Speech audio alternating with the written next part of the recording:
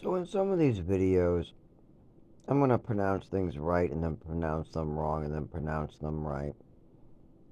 But know that if I'm looking at the label, I'm usually Googling videos, hearing how it's said, saying it out loud myself. Like for instance, there's a wintergreen oil I made icy hot out of, but I use methyl silicate as the word, but it's methyl.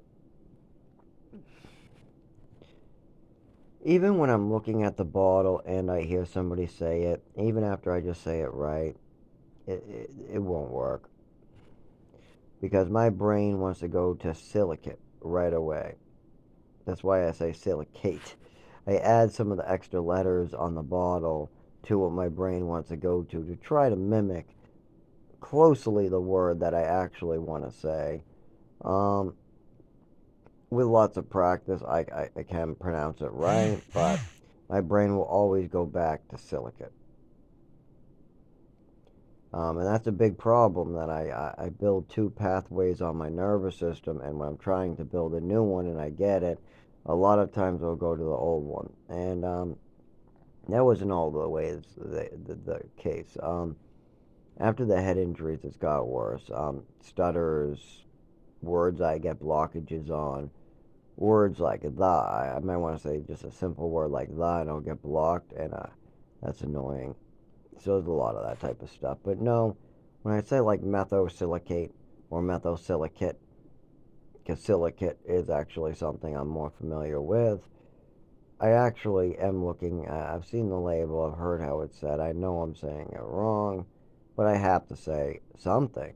I mean, if the pathway of my brain is getting blocked from saying the word I want to say, and I know what I want to say, oh well, I gotta try to make it as close as possible with a different word that sounds similar.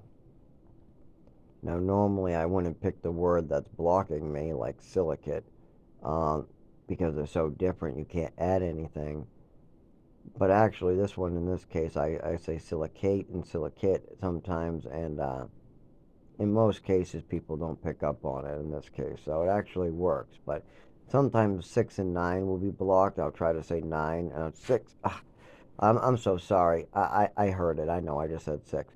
I mean, your change is 26, 90, 20, 26, 90. Nope, I said it again. 28, 9. Nope. And I'll just keep on stuttering now because I heard myself say it wrong. When really it was just, let's say, 29.99. And I just kept on throwing a 6 instead of the first 9. And then after that, I keep on trying. It's going to be blocked. So at that point, it's better just to apologize and keep trying. Give the number. Now, luckily, that doesn't become a common problem with simple stuff like sixes and nines. It does pop up every so often, but a correction and a retry most of the time will work. But with some closer words that will get blocked, like silicate and yeah, and watch, silicate will get blocked sometimes too. Watch, just watch. I'll be talking about like linoleum gets blocked. I hate that one. Whenever, oh my god, I talk about how flaxseed and linoleum are related, and that one likes getting blocked. I hate when linoleum gets blocked. And I just say lonely, and I get that word instead. And I'm like, what the hell does lonely have to do with linoleum? Or sometimes I'll say linoleum, and I'll say laminate. Totally different. So I get a lot of that, and I know the word I want to say. I'm talking about floors. I just said it just now.